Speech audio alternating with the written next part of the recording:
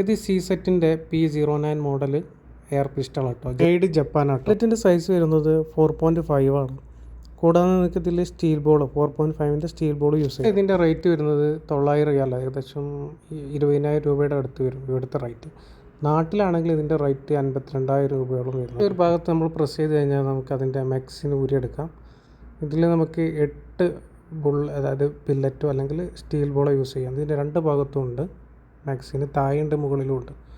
Okay, അപ്പോൾ അതിൽ 8 എണ്ണമാണ് ഇതിൽ മാക്സിമം നമുക്കിതിൽ ഒറ്റ മാക്സിനിൽ യൂസ് ചെയ്യാൻ പറ്റും. ഓക്കെ, പെല്ലറ്റ് ഇൻസേർട്ട് ചെയ്യാൻ വളരെ സിമ്പിളാണ്. നമ്മൾ മാക്സിന് എടുക്കുന്ന സമയത്ത് മാക്സിൻ്റെ മുകളിൽ തന്നെ അതിൻ്റെ പൊസിഷൻ എങ്ങനെയാണ് വരേണ്ടത് എന്നുള്ളതിൻ്റെ ഒരു ചെറിയൊരു ഫോട്ടോ അതിൽ കാണും. അപ്പോൾ അതേപോലെ നമ്മൾ ഇതേപോലെ ഇൻസേർട്ട് ചെയ്ത് കൊടുക്കുക. അപ്പോൾ ഓരോന്നോരോ ഇൻസേർട്ട് ചെയ്തിട്ട് നമ്മൾ താഴോട്ട് ഇങ്ങനെ തിരിച്ചാൽ മതി.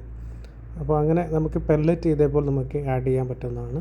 നേരത്തെ പറഞ്ഞതുപോലെ നമുക്ക് പെല്ലറ്റിന് പുറമെ നമുക്ക് സ്റ്റീൽ ബോൾ യൂസ് ചെയ്യാം. ഇത് സ്റ്റീൽ ബോളിൻ്റെ ബോട്ടിലാണ് കേട്ടോ. ഈ ഒരു ബോട്ടിൽ ഏകദേശം ഒരു 1500 പീസ് ഉണ്ടാവും. ഇതേപോലെ ഉണ്ടാവും സ്റ്റീൽ ബോൾ 4.5 ആട്ടോ ഇത് വരുന്നത്.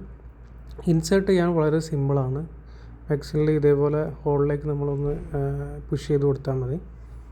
ക്യാപ്സ്യൂൾ നമുക്ക് ഇവിടെയാണ് അതിൻ്റെ ഇൻസേർട്ട് ചെയ്യേണ്ടത്. ഇത് ഓൾറെഡി ഇൻസേർട്ട് ചെയ്ത് വെച്ചിട്ടുണ്ട്. അപ്പോൾ അത് ഇൻസേർട്ട് ചെയ്യാൻ വളരെ സിമ്പിളാണ്. ഫയർ ചെയ്യുന്നതിൻ്റെ മുന്നേ ആയിട്ട് നമുക്കതിൻ്റെ സേഫ്റ്റി ഉണ്ട്, അത് റിമൂവ് ചെയ്യണം.